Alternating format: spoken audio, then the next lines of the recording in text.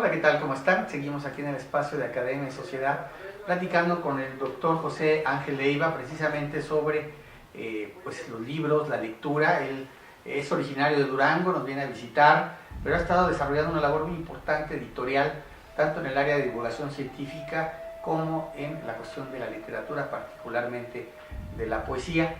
Y precisamente estábamos reflexionando sobre la importancia de la lectura hoy en tiempos en que pues se asume mucho tiempo. Ahora todo el mundo trae las smartphones, tiene acceso al internet.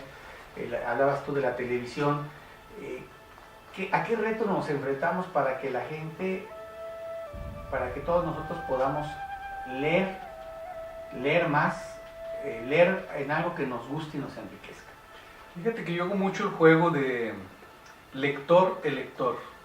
Y creo que el reto que se nos presenta hoy con internet, que para mí es el otro momento de la revolución, yo creo que con la entrada de internet entra un concepto que es la realidad virtual.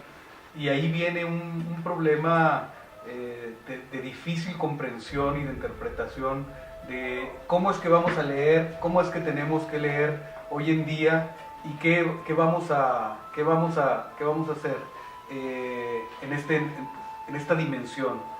Yo creo que el hombre tiene más posibilidades de tener acceso a documentos que antes no tenía.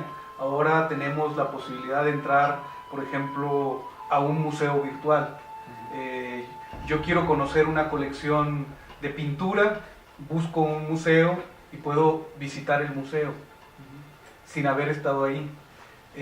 Yo necesito un documento y entro al Instituto Cervantes y puedo tener acceso a libros que antes no tenía. La gente se intercambia PDFs de obras importantes. Yo, por ejemplo, con mis alumnos, algunos de mi taller de creación literaria, les encargo libros y los encuentro PDF y se los comparto. Hay gratuitos, hablabas, Hay por muchos ejemplo, libros en la entrevista de Erich Fromm, El arte de amar, Tener o Cero, son libros que puedes leer. Que puedes leer, hay mucho que puedes leer, pero como dices tú, el problema es saber qué es lo que vas a leer. Si tú no tienes una formación intelectual, no tienes una formación literaria, una formación científica, no vas a saber. Necesitamos siempre una guía. Esa guía yo creo que se va haciendo, insisto, con la interlocución, con la búsqueda del maestro, de la recomendación del maestro. Siempre tuvimos un maestro que fue el que nos orientó en este mundo y que no sabíamos qué decidir. Yo por lo menos, por ejemplo, yo tuve aquí en Durango a un maestro que me ayudó mucho a orientarme, que fue el maestro Miguel Vallebueno. Cuando yo estudiaba medicina, pues con él tuve conversaciones extraordinarias y siempre como el maestro, pero al mismo tiempo como el amigo, ¿no? Entonces, esos maestros te muestran las opciones, te ayudan a explorar tu capacidad, tus intereses, y también te dicen, mira, aquí está este horizonte de posibilidades, tú tienes que elegir. Yo creo que eso pasa también en un mundo tan extraordinario como lo que está pasando hoy en internet, que es que nos metemos a internet y que no sabemos. Es decir, podemos ser presa de cualquier cosa. Los niños no saben elegir y siempre está el riesgo de que caigan en manos de un pederasta o de un pervertidor, cualquier cosa. Pero las conciencias también son así. Entonces tú entras a internet y tú puedes encontrar muchas cosas que a ti te sirven. Entonces, para mí esa relación directamente se da entre el albedrío y la capacidad de elegir, entre la lectura y la elección. Por eso yo hablo de lector-elector. Y por eso esa relación también con la democracia, que no puede haber una democracia si no hay lectores, que sean electores. Una sociedad ágrafa, una sociedad analfabeta, no puede elegir y no tiene la capacidad de discutir y de debatir su futuro porque no tiene las herramientas. En la conversación hablábamos del socialismo real. El socialismo viene del poder de la sociedad, sí, contra el capitalismo, que es el poder del dinero del capital. El socialismo era el poder de la sociedad. Y muchos analistas decían, bueno, no solamente basta que los obreros tengan las fábricas, las industrias, la tierra, porque no tienen otra cosa que es muy importante, la información y el conocimiento. Así es. La formación y el conocimiento, ¿quién la tiene? Pues los políticos profesionales, la burocracia política, que finalmente era la que encabezaba estas sociedades y estableció, en lugar de una democracia social, estableció esta visión de vertical, vamos, de decisión de unos cuantos sobre los demás.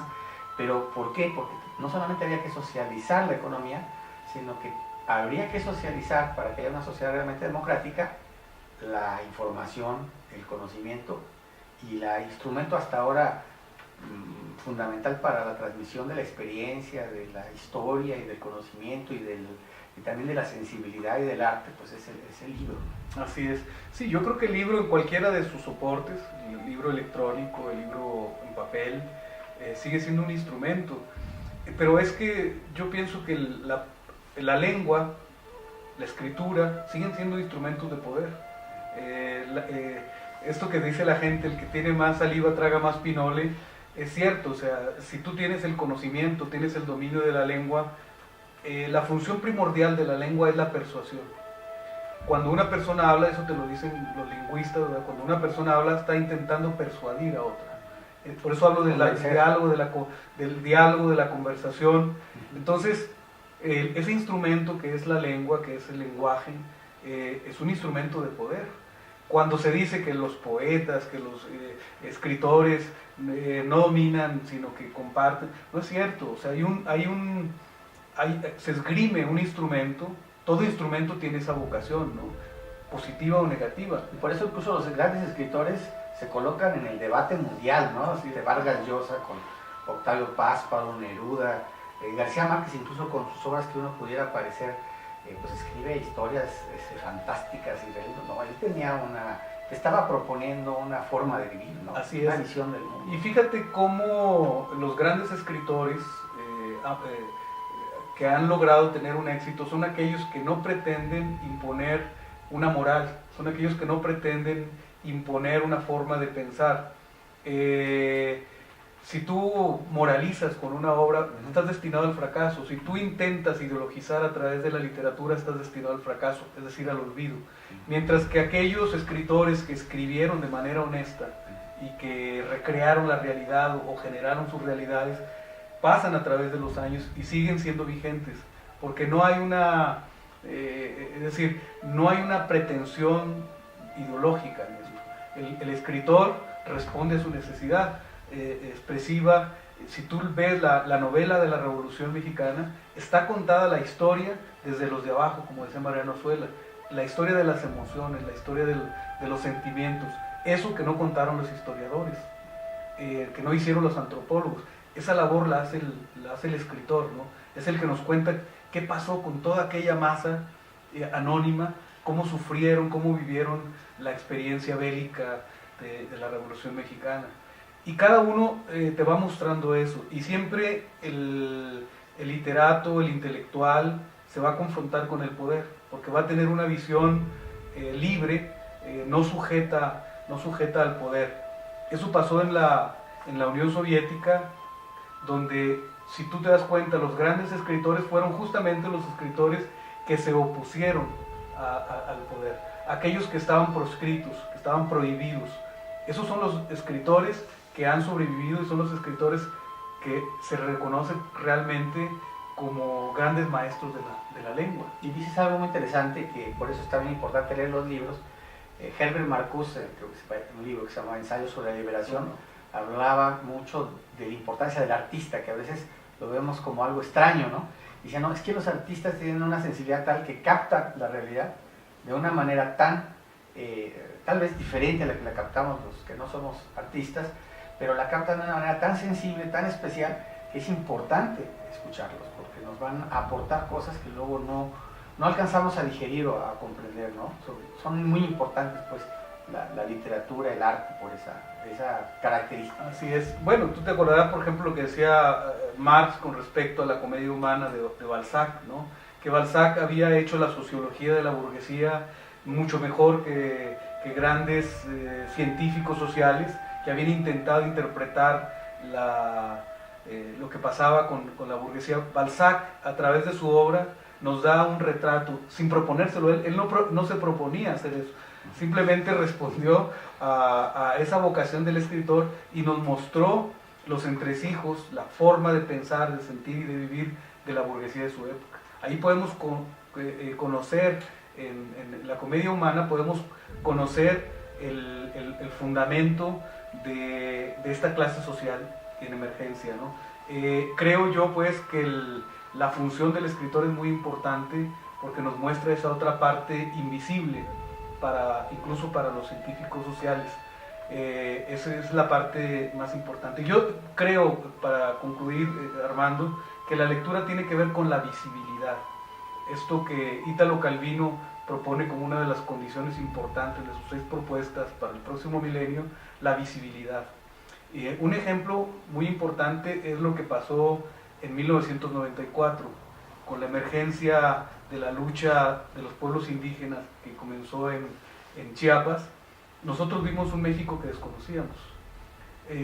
Por ejemplo, para mí aquí en Durango de pronto no sabía que los indígenas mexicanos eran considerados como no mexicanos, que había tantas comunidades que no hablaban el español. Es decir, no veíamos ese país. De hecho, tenemos unas comunidades enormes aquí cerca. Así es. En Durango, ¿no? Más de 30,000. Y nos enseñaron en la visión vasconcelista liberal de que la lengua nacional era el español.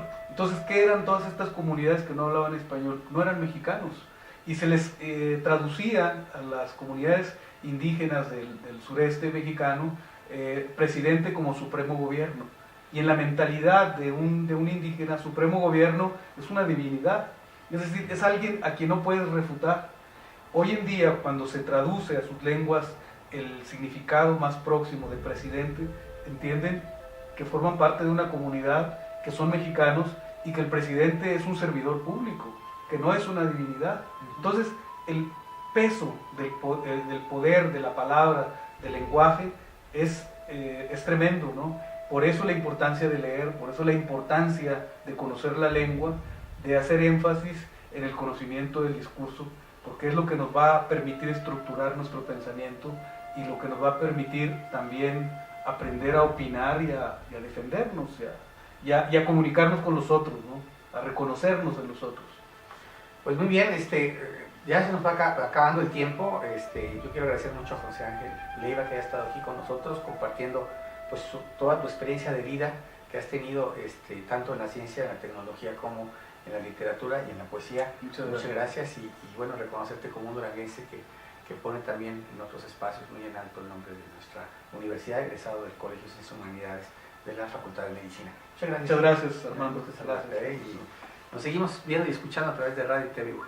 Gracias.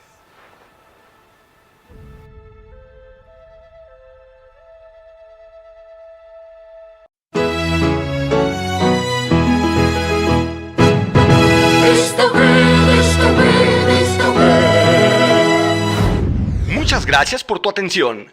Esto fue tu programa, Academia y Sociedad. Diálogos universitarios al servicio de la comunidad.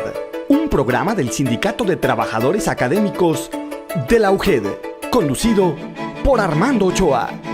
Hasta la próxima.